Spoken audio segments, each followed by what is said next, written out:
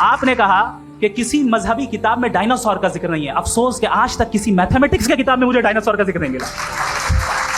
Religion science को रोकता है? नहीं रोकता। अगर रोकता है तो गलत करता है। रिलीजियन साइंटिज्म को रोकता है, जिसमें हमारे जावेद साहब मुख्तलिफ है। ये दावा तो मजहबी लोग करते हैं कि खुदा है। मैं क्यों साबित करूं कि नहीं है? जब तक आप मुझे कन्विंस नहीं कर देंगे मैं नहीं मानूंगा। तो वक्त भी नहीं था, कुछ भी नहीं था। कैसे नहीं था? खुदा था, एक एग्जिस्टेंस तो था ना खुदा का। तो जब खुदा था तो वक्त भी होगा। आपने कहा कि भाई सवाल करने से मजहब रोकता है, लेकिन सवाल सिर्फ खुदा से नहीं होगा, आपसे भी होगा। सवाल एथिज्म से भी होगा। सवाल सिर्फ मजहब से नहीं होगा, सबसे होगा। अब ये हम सोचें कि बहरहाल ये वजूद जो है मजहब और ये बिलीफ इन गॉड इंसान को बेहतर बना देता है। तो एक काम कीजिए, हिंदुस्तान वर्ल्ड का नक्शा लीजिए और मार्क कीजिए कि रिलीजन कहाँ कहाँ जाता है। रख दीजिए नक्शा अलग। अब दूसरा नक्शा कि कहाँ कहाँ नाइंसाफी, रिप्रेशन, औरतों के हुकूक की पामाली, जुल्म, डिक्टेटरशिप कहाँ है। नक्शा एक ही होगा। हजरत, मैंने ये होमवर्क किया था और मैंने मिडिल ईस्ट का एक नक्शा लिया और यूरोप का एक नक्शा लिया। तो पता चला कि सबसे ज्यादा रेप केसेस जो हैं वहां पर है। ये दुनिया चल कैसे रही है और दुनिया का हाल क्या है? 45,000 बच्चे जो 10 साल की उम्र से कम थे वो गाजा में मरे हैं। भूख से काला हांडी में बच्चे मरते हैं और डिप्थीरिया से मरते हैं। इसलिए आप दुआएं मांगते हैं हमारी, ये काम कर दे वो कर दे। तो इसका मतलब डे टू डे लाइफ में वो इंटरफेयर करता है और ये देख रहा है वो। मैं तर्कों की श्रृंखला में राउंड 2 के लिए मुफ्ती साहब को आमंत्रित कर रहा हूं। आपके पास एक बार फिर से 7 मिनट का वक्त है। शुक्रिया। जनाब जावेद अख्तर साहब कई मर्तबा दोहरा रहे हैं कि फेथ का मतलब बताइए, फेथ का मतलब बताइए। मैंने बता दिया, फेथ सही भी होता है, गलत भी होता है। और आज हम फेथ पे बात नहीं कर रहे, हम ट्रुथ और डज गॉड एग्जिस्ट पे बात कर रहे हैं। क्या डज गॉड एग्जिस्ट, ये ट्रुथ यानी गॉड है या नहीं है, इसमें से दोनों ट्रुथ क्या है। अब आप उसे फेथ कह लें, बिलीफ कह लें, नॉट माई बिजनेस। उसके बाद आपने कहा कि भाई सवाल करने से मजहब रोकता है। मैं कहता हूं जो रोकता है वो रोकता होगा, मैं नहीं रोकता। बल्कि सवाल करें, सवाल करना चाहिए। सवाल कर करके तो हम आगे बढ़ते हैं, तरक्की करते हैं। और इसीलिए मैं आज यहां पे आया हूं। लेकिन सवाल सिर्फ खुदा से नहीं होगा, आपसे भी होगा। सवाल एथिज्म से भी होगा। सवाल सिर्फ मजहब से नहीं होगा, सबसे होगा। और आज मैं सवाल करूंगा और उम्मीद है कि आप जवाब देंगे। अभी तक आपने वैसे कॉन्टिंजेंसी आर्गुमेंट का कोई जवाब नहीं दिया। चलें, आपने कहा यूनिवर्स के बारे में इटर्नल क्यों नहीं बोल देते। ये चूंकि लॉजिकली पॉसिबल ही नहीं है कि यूनिवर्स इटर्नल हो। यूनिवर्स एक कॉन्टिंजेंट चीज है जो टाइम एंड स्पेस के पाबंद है, टाइम एंड स्पेस से बाउंड है। जो टाइम एंड स्पेस से बाउंड होगा वो कॉन्टिंजेंट होगा। जो कॉन्टिंजेंट होगा वो उसकी बिगिनिंग हुई होगी, जिसकी बिगिनिंग हुई होगी वो इटर्नल नहीं हो सकता। ये तो कॉमन सी बात है। आपने कहा कि किसी मजहबी किताब में डायनासोर का जिक्र नहीं है। अफसोस कि आज तक किसी मैथमेटिक्स की किताब में मुझे डायनासोर का जिक्र नहीं मिला। तो इसका मतलब मैथमेटिक्स की किताब बेकार है? नहीं, उसका वो टॉपिक नहीं है। रेवलेशन का और मजहबी किताबों का टॉपिक ये नहीं है कि आपको आके बताए साइकिल कैसे बनाते हैं, या आकर ये बताएं कि जो है डायनासोर कब था। वो तो मोरालिटी सिखाने आया है, गॉड के बारे में बताने आया, नॉन फिजिकल रियलिटी की हकीकत को सिखाने के लिए आया। रिलीजियन साइंस को रोकता है? नहीं रोकता। अगर रोकता है तो गलत करता है। रिलीजियन साइंटिज्म को रोकता है, जिसमें हमारे जावेद साहब मुख्तलिफ। साइंस और साइंटिज्म में फर्क है। साइंटिज्म यह है कि आप समझें कि साइंस और साइंटिफिक मेथोडोलॉजी ये नॉलेज को हासिल करने का वाहिद सोर्स ऑफ नॉलेज है। यह है साइंटिज्म। हम इसे रिजेक्ट करते हैं। हम साइंस को तो तरक्की करते हैं। भाई आप हमारी पूरी तारीख कर लें, पढ़ लें तो आपको पता चल जाएगा। बहरहाल ये अलग टॉपिक है। उसके बाद इन्होंने एक लफ्ज कहा, वेटिकन ने फतवा दिया। वेटिकन का फतवे से कोई ताल्लुक नहीं है, दोनों कॉन्ट्राडिक्टरी अल्फाज हैं। उसके बाद उन्होंने कहा कि भाई हमें नहीं मालूम। अगर नहीं मालूम तो क्लियरली कह देना कि नहीं मालूम है, इसमें क्या हरज है। तो वही तो मैं कह रहा हूं ना कि आप कह दें कि नहीं मालूम, लेकिन क्लेम क्यों कर रहे हैं कि गॉड एग्जिस्ट नहीं कर रहा है। आप कह दें नहीं मालूम है, हो सकता है हो सकता ना हो, लेकिन आप क्लेम कर रहे हैं। The moment you say God does not exist, this is a claim and now the burden of proof is upon you too, जैसे हमारे ऊपर है। और क्यों है मैं बताता हूं, क्यों है ये भी मैं बताता हूं। फिलोसॉफिकली जो क्लेम होता है ना, सिर्फ ये नहीं होता कि इंसान कहे पॉजिटिव क्लेम करे और नेगेटिव क्लेम करे तो बर्डन ऑफ प्रूफ नहीं है। आप मिसाल के तौर पे मैं कहूं कि फुला उस कमरे में कोई नहीं है, मैंने एक नॉलेज का क्लेम किया है। उस कमरे में कोई नहीं है, मैंने एक नॉलेज का क्लेम किया। या तो मैं कहूं मुझे नहीं पता, हो भी सकता है नहीं भी हो सकता है, this is not a claim. लेकिन जब मैं कह रहा हूं कि वहां कोई नहीं है या मैं कह रहा हूं वहां कोई है, दोनों क्लेम है और दोनों के ऊपर बर्डन ऑफ प्रूफ है। हमारे ऊपर भी बर्डन ऑफ प्रूफ है। मैंने कंटिजेंसी आर्गुमेंट दिया, इसे तोड़कर दिखाइए। आखिरी चीज, इन्होंने कहा कि खुदा दुनिया बनाने से पहले 150 साल पहले या करोड़ों साल पहले क्या कर रहा था। अरे हजरत, चलें बहरहाल मैं जवाब दे देता हूं। आप हमारे रिस्पेक्टेड पर्सनैलिटी हैं, अगर आप नहीं होते तो मैं इसे एंटरटेन ही नहीं करता। टाइम, ये 100 साल पहले या 100 साल बाद, पहले बाद में अभी, ये वो अल्फाज है जिनका ताल्लुक टाइम से है। टाइम शुरू ही हुआ है यूनिवर्स की बिगिनिंग के बाद, तो उसके पहले खुदा क्या कर रहा था? सवाल इलॉजिकल है, ये फेलेसी है। यानी आप ये कह रहे हैं कि यूनिवर्स के बनने से पहले खुदा क्या कर रहा था? टाइम के बनने से पहले, पहले का ताल्लुक टाइम से, टाइम उस वक्त था ही नहीं, तो ये सवाल ही इनवैलिड है खुदा के ताल्लुक से।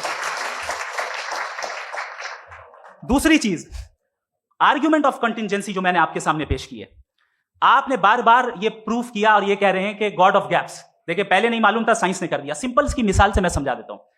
जिस गैप्स की आप बात कर रहे हैं ना, साइंस उन गैप्स को जिन चीज के जरिए भी प्रूव करेगा वो कॉन्टिंजेंट ही होगा। अब चाहे वो फोर्स हो, मैटर हो या एनर्जी हो, लिहाजा सवाल हमारा उस वक्त भी वैलिड होगा जब तक कि आप नेसेसरी बीइंग पे ना आ जाएं। और इन्फिनिट रिगरेस पॉसिबल नहीं है of causes in practical world, तो जाहिर है कहीं रुकना पड़ेगा, जहां रुकेंगे वही खुदा है। दूसरी चीज, आपने ये क्या कह रहा था मैं, किस point? What? Oh no, after that, just now. हाँ, जहां रुकेंगे वही खुदा है। बहरहाल, तो टाइम का जिक्र हो गया, गॉड ऑफ गैप, सॉरी या इसकी एक मिसाल आप ले लें। एक कार है, एक साहब ने देखा कि भाई कार जो है उसके व्हील्स कितने अच्छे लगे हुए हैं, सही जगह पे, स्टीयरिंग जो है कितने अच्छे जगह पे लगी हुई, और सीट्स कितने वेल डिजाइंड है, कितनी प्रिसाइजली ये कार काम कर रही है, तो जरूर कोई ना कोई इसे क्रिएट किया है, किसी ने क्रिएट किया है। अब जावेद साहब आए और कह रहे जनाब बोनेट खोलिए, इसमें इंजन है, इंजन इस कार को चला रहा है, hence prove no one has created the car. This is illogical, this is irrational. आपने इंजन के जरिए उस गैप को तो साबित किया, लेकिन क्या उससे कार की जो क्रिएशन है और उसका जो क्रिएटर है ये इंपॉसिबल हो जाए? ऐसा पॉसिबल है? उसका सवाल खत्म हो जाए, ऐसा पॉसिबल है? नहीं। आपने गैप्स को फिल करके, कॉन्टिंजेंट चीजों से गैप्स को फिल करके हमारे ऑब्जर्वेशन को और ब्रॉड कर दिया। अब हमें और पता चल गया कि ये जो कार है इसका सिस्टम कितना ज्यादा कॉम्प्लेक्स है। पहले कम समझते थे, अब कॉम्प्लेक्सिटी और ज्यादा वाजे हो गई। अब हमें समझ में आ रहा है कि हमारी सर्टेनिटी और बढ़ गई कि जरूर इस कार को किसी ना किसी ने बनाया। यही मामला यूनिवर्स का है। साइंस हमेशा फिजिकल वर्ल्ड की चीजों को ही फिल करती जाएगी और फिजिकल चीजों से ही करती जाएगी, क्योंकि एम्पिरिकल एविडेंस का ताल्लुक फिजिकल वर्ल्ड से है। आप साइंस के जरिए मेटाफिजिकल रियलिटी को कभी साबित नहीं कर सकते। ये रॉन्ग टूल का इस्तेमाल करना है। ये वही काम है कि आप मेटल डिटेक्टर से प्लास्टिक डिटेक्टर करने चलें, जो कि जाहिर है सही नहीं है। Thank you.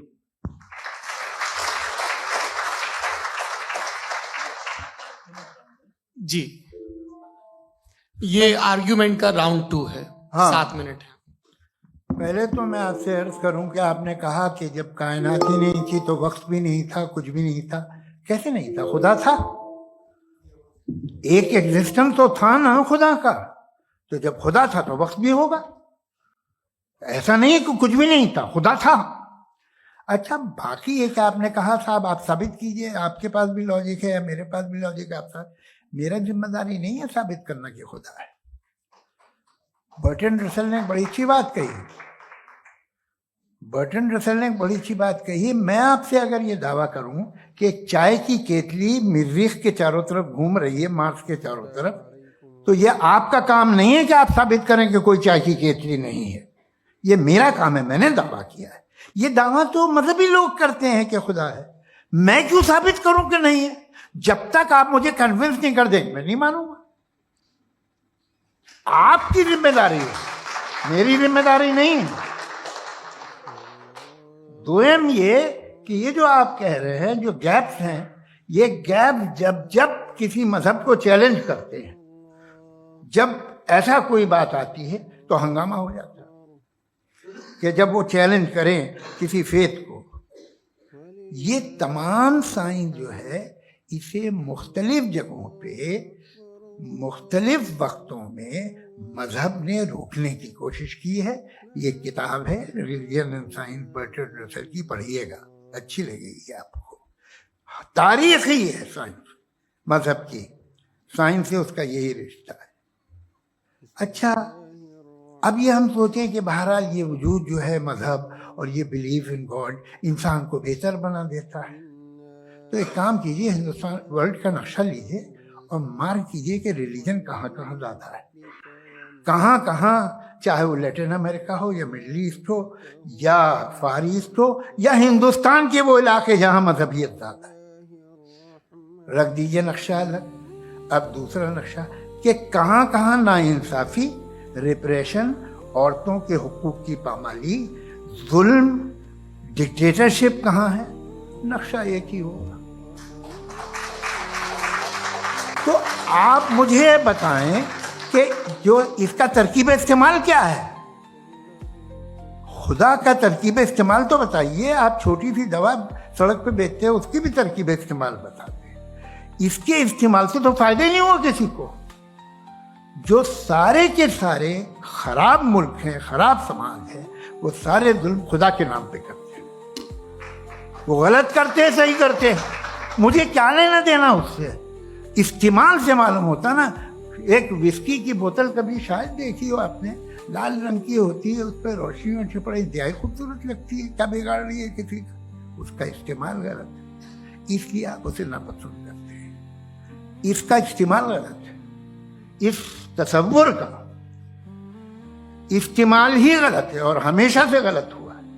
आप देख लीजिए, इंसानी तारीख देख लीजिए, आज देख लीजिए, हिंदुस्तान देखिए, दुनिया देख लीजिए, क्या हो रहा है। इसे कैसे इस्तेमाल कर रहे हैं? फेथ वाले लोग क्या फेयर हैं, जस्ट हैं, जो अपने खुदाओं पे यकीन रखते हैं? वो किस तरह के लोग? वो लोगों को इंसाफ देते हैं, वो बेहतर इंसान बने। तो इस दवा का फायदा क्या है? चलो बहुत फायदा हो रहा तो मैं इस्तेमाल कर लूंगा, मगर मुझे तो इस दवा का कोई फायदा दिखता ही नहीं। मुझे तो ऐसा लगता, मैं एक और बात बताऊं, अगर कोई आदमी मजहबी है और अच्छा आदमी है तो मैं उसकी बहुत इज्जत करता हूँ, इसलिए कि मेरा ख्याल है मजहबी आदमी का अच्छा होना मुझसे अच्छा होने से ज़्यादा मुश्किल है। भाई हर चीज़ की एक लिमिट है। आप इतना भाग सकते हैं, इतना नहीं भाग सकते, इतना वजन उठा सकते, इतना नहीं उठा सकते, इतना दूर देख सकते, इतना दूर नहीं देख सकते। उसी तरह कॉमन सेंस कहता है कि आप में नेकी का भी एक कोटा होगा। अब आप अगर सुबह जाते हैं अपनी इबादत गाह और इबादत करते हैं, तो बाहर निकलते हैं तो आप तो यही महसूस करते हैं कि आपने एक बहुत अच्छा काम किया, आपकी नेकी का एक बहुत बड़ा कोटा खर्च हो गया जिससे किसी का कोई फायदा नहीं। मैं तो नहीं जाता हूँ तो मुझे तो किसी को खाना खिलाना पड़ेगा, किसी बेवा की मदद करनी पड़ेगी। मैं अपना कोटा कैसे कंज्यूम करूँ? आप अपना कोटा, सारे मजहबी लोग इंतहाई यूजलेस कामों में यूज करते हैं। उसके बाद भी अगर आप में बच्ची है थोड़ी सी शराफत, तो भाई वाह क्या बात।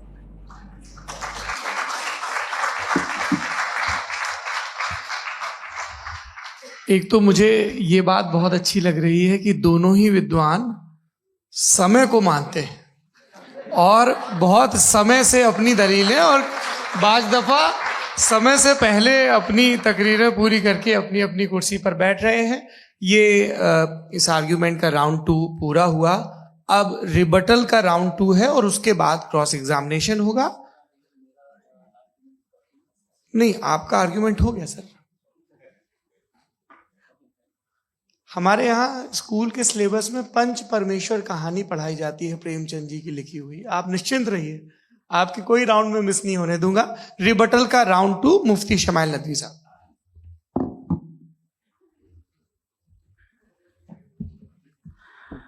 असल में जो हकीकी प्रॉब्लम है, असल प्रॉब्लम है, वो ये है कि जावेद साहब के पास कॉन्सेप्ट ऑफ गॉड क्लियर नहीं है।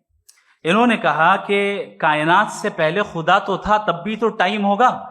ये टाइम कायनात का हिस्सा है। हम खुदा, उस खुदा को मानते हैं नेसेसरी बीइंग का टाइमलेस होना जरूरी है, चूंकि वो टाइम का क्रिएटर है। जब उसने टाइम को क्रिएट किया तो वो खुद टाइम पे कैसे होगा? उसने जब स्पेस को क्रिएट किया तो खुद स्पेस में कैसे होगा? अगर वो टाइम एंड स्पेस को पहले से ही उसका पाबंद है तो फिर किस चीज को उसने क्रिएट किया? लिहाजा ये सवाल गलत है कि खुदा था तो टाइम होगा। बिल्कुल नहीं, टाइम के पाबंद हम हैं, खुदा नहीं है। हम फिजिकल वर्ल्ड से ताल्लुक रखते हैं, वो मेटाफिजिकल रियलिटी है। दूसरी चीज इन्होंने मिसाल दी कि चाय की केतली हवा में घूम रही होगी, और पता नहीं शायद वो बर्टन रसल का उन्होंने हवाला दिया। बहरहाल यही प्रॉब्लम है। प्रॉब्लम यही है कि हम चीजों के दरमियान डिफरेंशिएट नहीं कर पाते।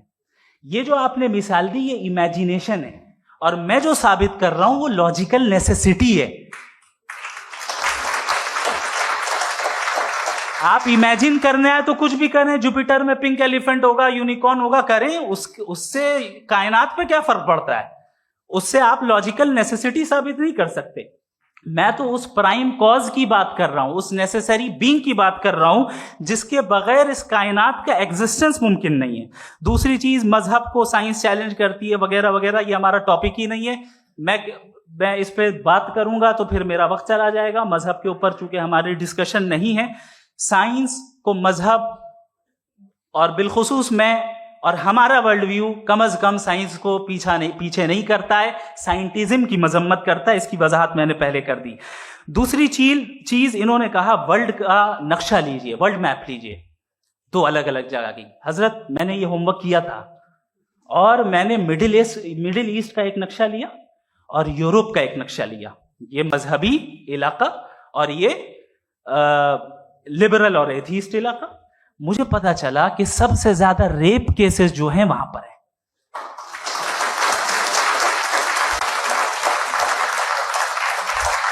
मुझे ये पता चला यूएन की रिपोर्ट के मुताबिक, मैं ये अपने घर से नहीं लेके आ रहा, कि जो वर्किंग वुमेन है यूरोपियन कंट्रीज में, उसमें 81% वुमेन सेक्सुअल हैरेसमेंट का वर्क में शुमार हो रही है। ये मिडिल ईस्ट में नहीं हो रहा है, वो मजहबी लोग हैं इसलिए नहीं हो रहा है। दूसरी चीज, आपने ये कहा कि मजहबी आदमी का अच्छा होना हमारे अच्छे होने से बहुत मुश्किल है, बहुत मुश्किल है। तो इसका मतलब यह है कि गॉड के अलावा आपके पास अच्छे और बुरे का कोई स्टैंडर्ड है। मैं चाहूंगा कि कन्वर्सेशनल स्टाइल वाले डिस्कशन और सेगमेंट पे इसी पे बात कर लेते हैं। Thank you very much.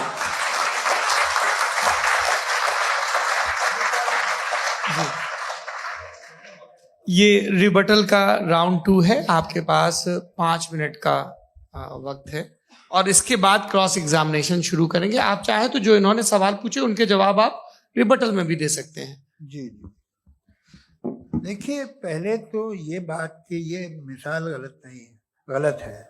इन्होंने पहले ही हमको डिसार्म कर दिया। पहले अकल से मामला सॉल्व नहीं हो सकता, लॉजिक से आप पहुंच नहीं सकते। ये एक मेटाफिजिकल चीज़ है। मेटाफिजिकल अजीब सा लफ्ज़ है, ठीक से किसी को माने नहीं मालूम इसके, तो ऐसा लगता है कुछ बड़ी चीज़ है।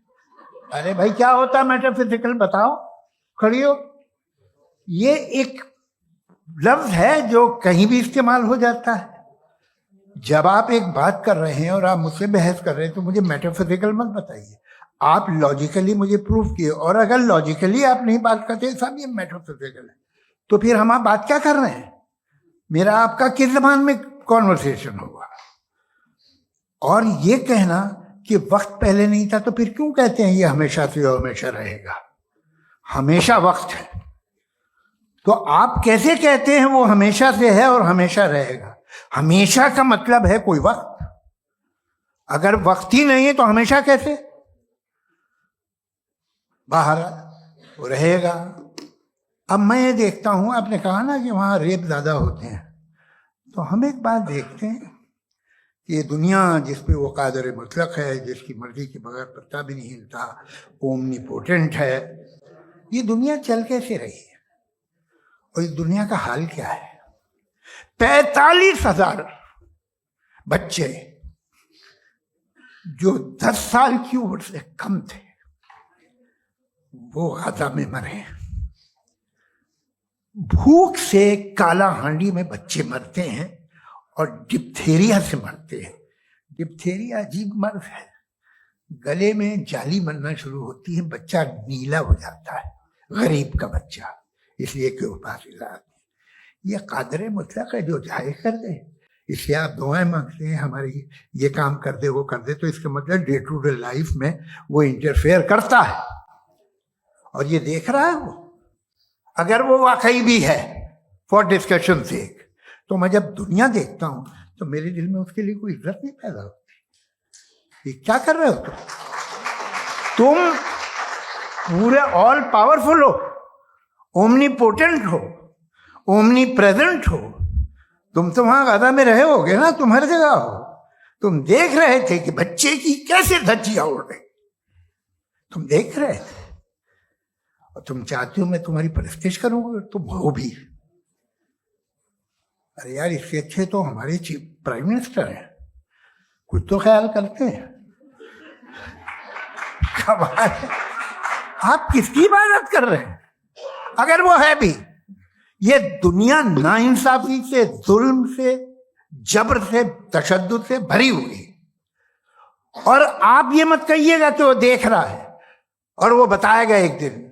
अगर वो देख रहा है और इंटरफेयर नहीं करता तो आप दुआ क्यों मांगते? आप कहते हैं मेरा ये काम करा दे, इसके मतलब है वो दखल दे सकता है, वो आपको नौकरी दिलवा सकता है, भले दूसरे आदमी को न मिले, मगर आपका काम कर देगा चूंकि आपने दुआ मांगी है। तो जब वो आपको नौकरी दिला सकता है, लड़की की शादी कर सकता है, बेटे को ग्रीन कार्ड दिलवा सकता है, तो कम से कम ये जो मर रहे हैं बच्चे, इनको रोक दे, कुछ तो कर।